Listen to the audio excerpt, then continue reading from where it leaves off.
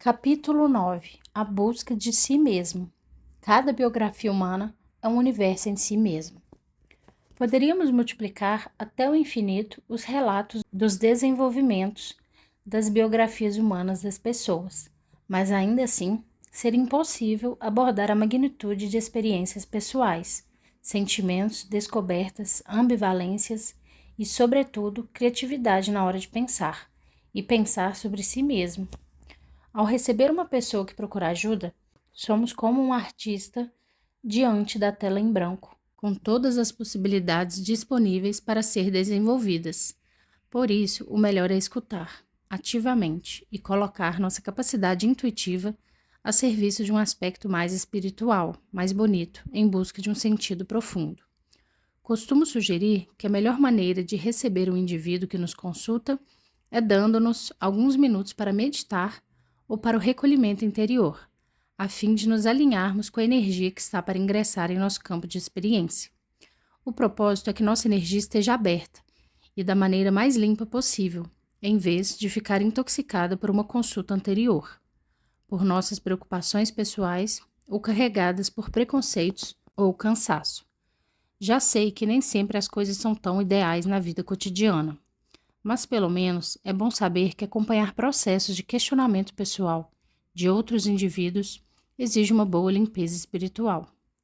Não é imprescindível que tenhamos vidas perfeitas, nem todas as coisas resolvidas. Aliás, se acreditássemos nisso, seria a partir do personagem negador empedernido. Mas temos de ter consciência de nossa realidade emocional para poder olhar realidades alheias. Cada vez que abordamos com respeito e tato a interioridade ferida de um ser humano, estamos empreendendo um caminho sem saber para onde nos conduz. Lançar-se à aventura é parte da questão. Não temos objetivos, não há resultados que esperamos conquistar. Não emitimos nenhum conselho, nem oferecemos alívio algum. A proposta é: caminhemos juntos.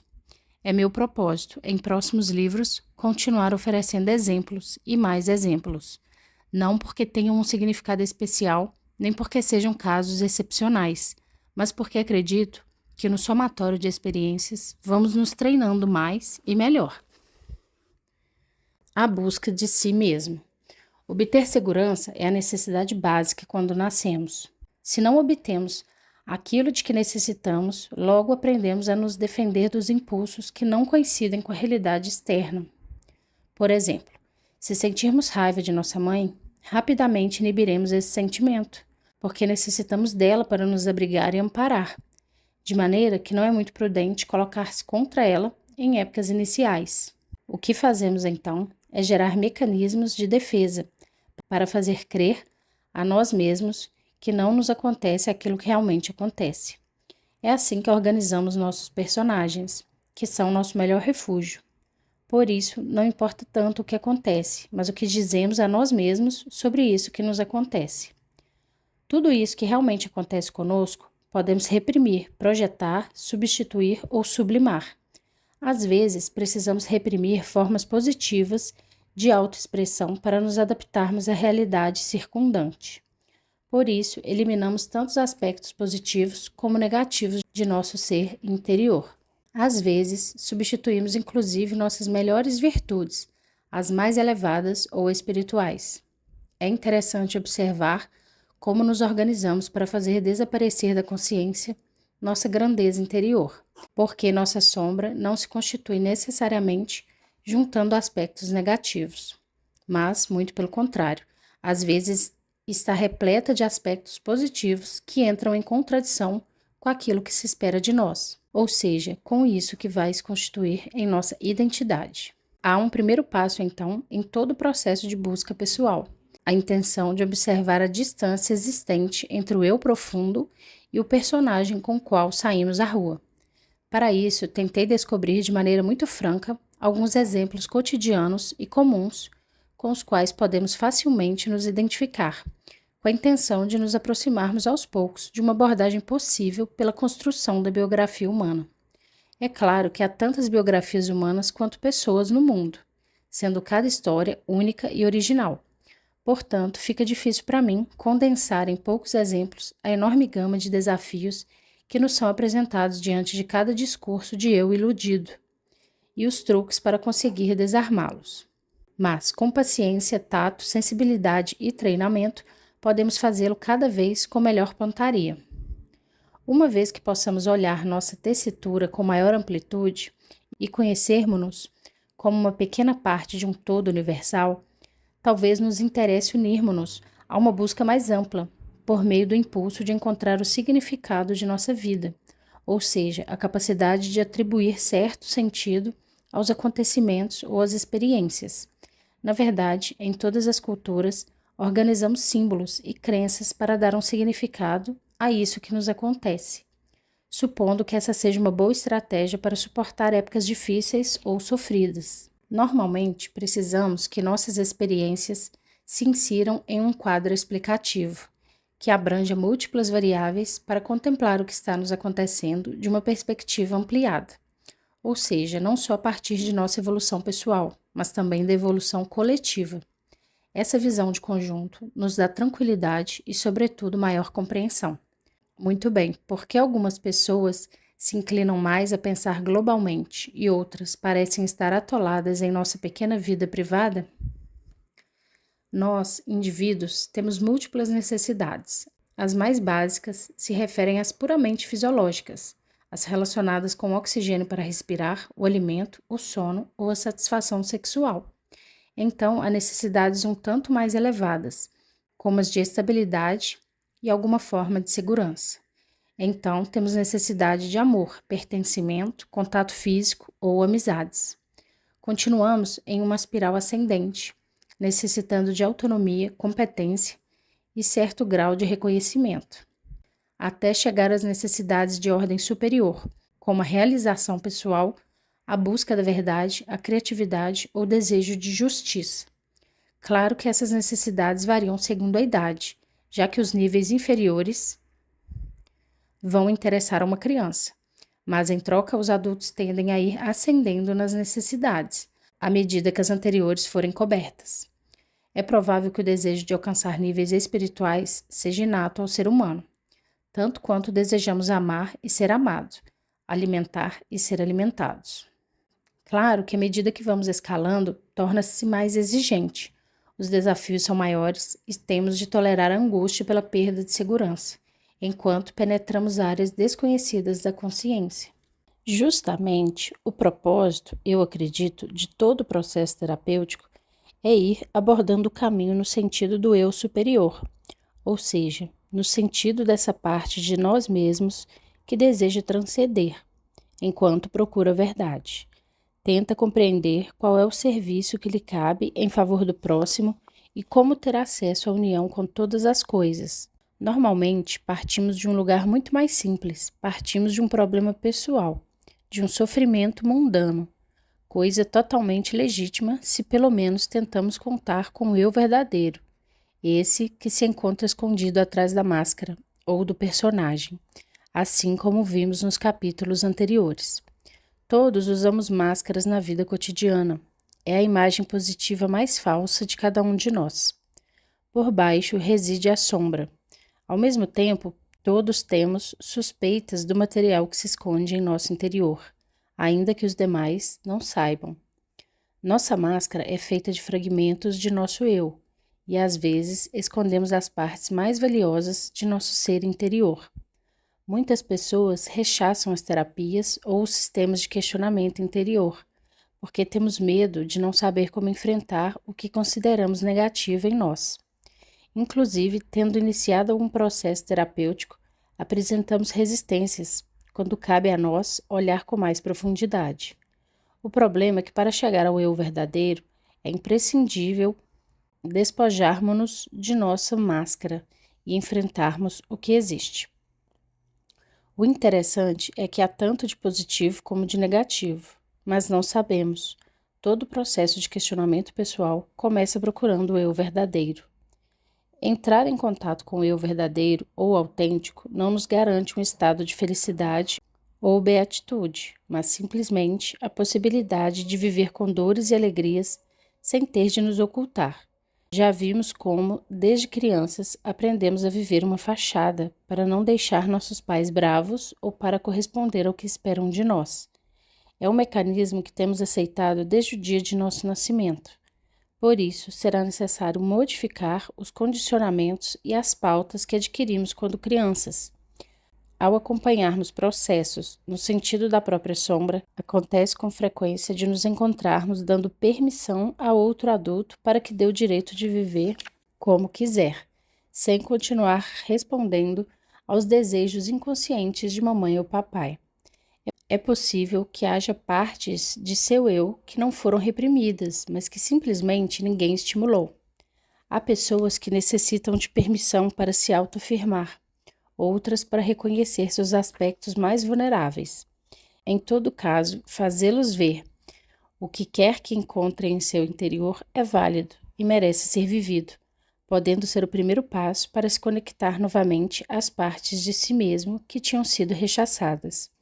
Na verdade, tudo isso não é mais do que um caminho possível no sentido da aceitação do eu autêntico. Dizíamos então que o eu verdadeiro reflete a parte mais íntima de nossa natureza individual. Encontrá-lo não é fácil, porque somos obrigados a nos desprender de nosso falso eu que fomos assumindo ao longo de nossa existência, o que em capítulos anteriores chamei de personagem, ou identidade, ou máscara luminosa. Temos de nos confrontar com velhos modelos de personalidade, e isso provavelmente nos gerará medo e incerteza, e sentiremos que não temos mais defesas. Muito bem, inclusive nesse processo de entrar em contato com o eu autêntico, não temos garantido contato com o eu superior. Olhar nossa sombra não nos traz implícita a transcendência nem a fusão com a totalidade. Quero dizer, tocar o eu verdadeiro não é a revelação definitiva, nem perto disso. Há ainda muito caminho a percorrer. Claro que podemos ir além, através da meditação, da religião, da introspecção e de muitos outros recursos para atravessar as fronteiras do eu individual, até ser a vivência de outro eu mais profundo. Encontrar o eu superior tem que ver com a transcendência, com sentir que em um nível muito profundo somos feitos de algo mais vasto do que nós mesmos. Quando chegamos a esse ponto, o eu superior nos estimula a usar nossa energia em prol de algo maior do que nós mesmos. É então que nos vemos inclinados ao serviço, porque sabemos que cabe a nós desempenhar um papel para que o mundo seja um lugar melhor. Sentimos a entrega no sentido de algo superior, então passamos da autorrealização à transcendência. Claro que nessas buscas costumamos renunciar às identidades obsoletas, portanto é lógico que coloquemos resistência a entrar em contato com o nosso lado sublime. Tudo isso parece bonito, mas exige muitíssimo trabalho e dedicação. Também é preciso que sejamos capazes de reconhecer quando a espiritualidade funciona como um refúgio infantil, em vez de ser consequência de ter entrado em contato previamente com o eu autêntico. Isso é mais do que frequente, é comum que façamos parte da ilusão coletiva. Muitas pessoas, em nome da espiritualidade, reprimem o que acreditam haver de negativo nelas, mas nesses casos não será possível transcender nem dominar nada, já que simplesmente estamos assustados. Há uma linha tênue entre transcender e reprimir. Podemos reprimir acreditando que é uma área sob nosso domínio. No entanto, é ridículo acreditar que dominamos algo cuja existência negamos. Antes, temos de ter aceitado a dor, a raiva, a frustração ou o que for, porque são partes de nosso eu. Temos de deparar com nossa sombra, com o desamparo, com a dor por aquilo que não obtivemos, pela esperança de que mamãe gostasse de nós como teríamos necessitado. Do meu ponto de vista, é indispensável percorrer os aspectos obscuros de nossa identidade ao lado de uma pessoa experiente, generosa, aberta, sábia e contemplativa. A construção da biografia humana é uma maneira possível. Não é a única nem a melhor. É uma entre tantas outras modalidades. Todos esses sistemas de questionamento são como roteiros de viagem que o ser humano desenvolveu ao longo da história para nos guiar no processo de conhecimento interior. Uma vez abordada nossa história pessoal e nosso tecido familiar, o papel que ocupamos em nosso mapa, os benefícios de nosso personagem e os jogos vinculares, então sim, em profunda compreensão de nossa realidade emocional, talvez estejamos em condições de transcender e nos colocar a serviço da humanidade. Preparar-se para acompanhar os processos de questionamento pessoal de outros indivíduos é isso, estar disposto a enfrentar os próprios demônios. Não é imprescindível que tenhamos vidas perfeitas, nem felizes, nem sem conflitos, mas é inevitável que conheçamos a dor da escuridão e treinemos o olhar para observar as realidades global, generosa e abertamente, em favor da evolução de todos. Só então saberemos que os conselhos são inúteis, que não sabemos mais do que ninguém, mas simplesmente temos a capacidade de olhar a realidade a partir da sombra, ou seja, de um lugar que não estamos cegos pelo excesso de luz, nem pela luz dos discursos bonitos, nem pela luz das personalidades avassaladoras ou simpáticas, nem pela luz das identificações. Ajudar o outro a conhecer a si mesmo é levá-lo pela mão no sentido de sua própria escuridão. Não sei se há algo mais amoroso que um ser humano possa fazer por outro. É verdade que uma vez que encaramos a vida com esse compromisso emocional em relação a nós mesmos e à humanidade toda, acabaremos cultivando nossos aspectos mais elevados, que logo se integrarão com a totalidade de nossa personalidade. São épocas de flutuações entre luz e escuridão. Há momentos em que explodimos de júbilo, como se na hora enxergássemos claramente e soubéssemos tudo, mas momentos depois caímos nas mesmas tensões e no mesmo estresse das pessoas a quem acompanhamos. É assim, estamos fundidos com todo o sofrimento e todas as esperanças. Também pode acontecer que não tenhamos muita paciência para as atividades puramente sociais, sobretudo quando são falsas.